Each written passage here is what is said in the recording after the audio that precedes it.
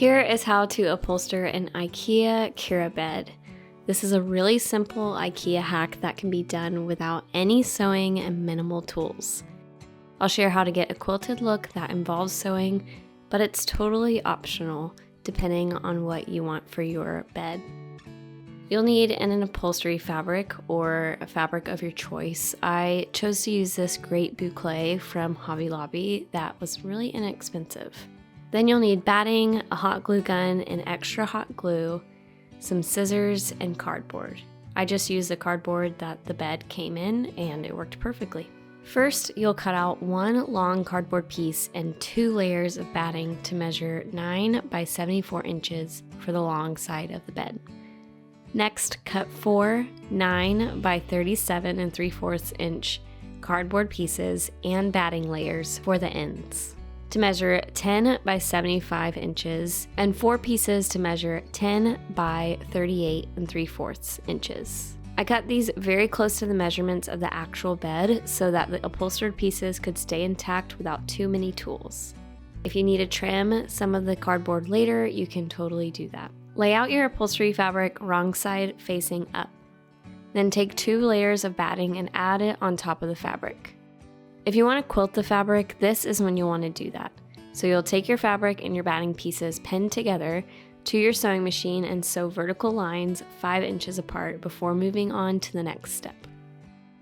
If you want a quilted look with pre-quilted cotton, that's a great idea, and I have linked some fabric options for you below.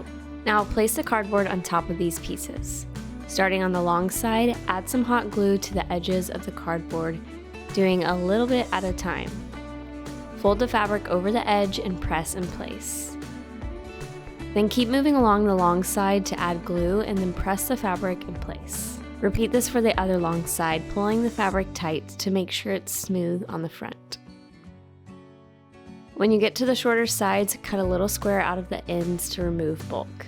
Use a hot glue to attach the fabric to the ends, making sure the corners are crisp.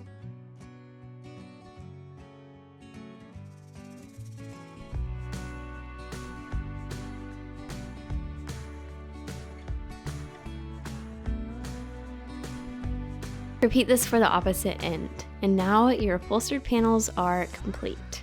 You can slide these into place, especially if you cut them right under the measurements. But if they're having a little trouble staying in place, you can use hot glue or even Velcro if you prefer to make sure it's a stronger hold to hold the panels in place on the bed. So far, we haven't had any issues of these staying in place since the upholstered piece fits tightly into the frame. You can always remove these panels later to change the look of the bed. I loved being able to add extra details to my daughter's room through the curtain under the bed and a custom pillow that I made with some linens. It was really fun to put this together for her and just see her growing up so beautifully. I would love to see what you create. If you would like some more IKEA hacks, you can click this next video.